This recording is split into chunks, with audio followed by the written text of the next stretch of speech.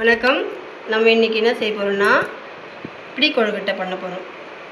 அதுக்கு மாவு அரைச்சி, அரிசி மாவு அரைச்சி ஒரு ஆவி போட்டு இந்த மாதிரி எடுத்து வச்சுக்கணும்.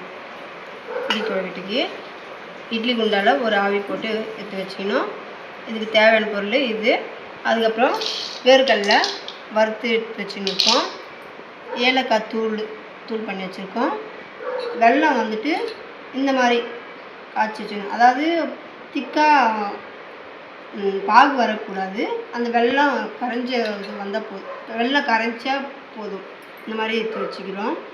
இதெல்லாம் எடுத்து வச்சுட்டோம். இனிமேல் வந்து செய்முறையை பார்க்கலாம்.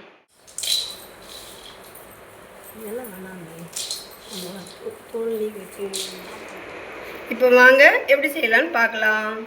இப்போ வந்து இந்த அரிசி ஆவி போட்டு எடுத்து வச்சுருக்குமா, அது எடுத்து வச்சிட்டோம்.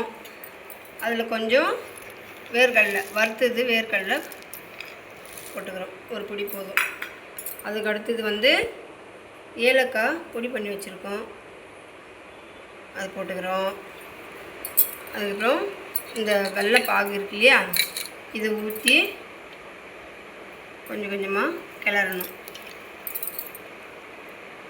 சூடாக இருக்கும், அதனால் கரண்டியில் கிளறிக்கோங்க.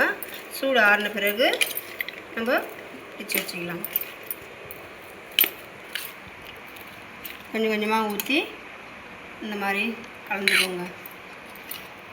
நிறைய ஊற்றிடாதீங்க, அப்புறம் பிடிக்க வராது.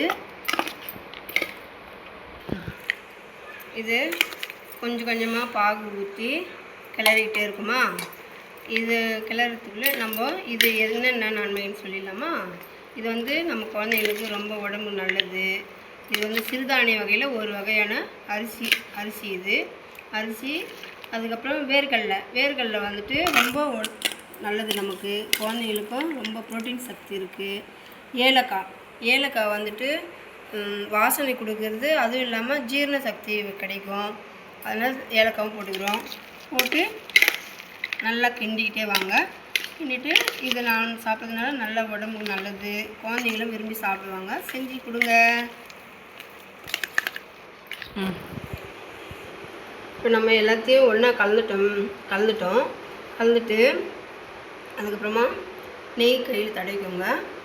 கை ஒட்டாமல் இருக்கிறதுக்கு நெய் தடவிட்டு கொஞ்சம் கொஞ்சமாக எடுத்து நமக்கு பிடிக்க எவ்வளோ வருதோ அவ்வளோவா சைஸ் சின்னதாக இந்த மாதிரி கையில் அழுத்தி இந்த சைஸுக்கு பிடிச்சிக்கோங்க. இதே போல் ஒவ்வொன்றா பிடிச்சி எடுத்து வச்சுக்கிட்டு மறுபடியும் இட்லி தட்டில் வச்சு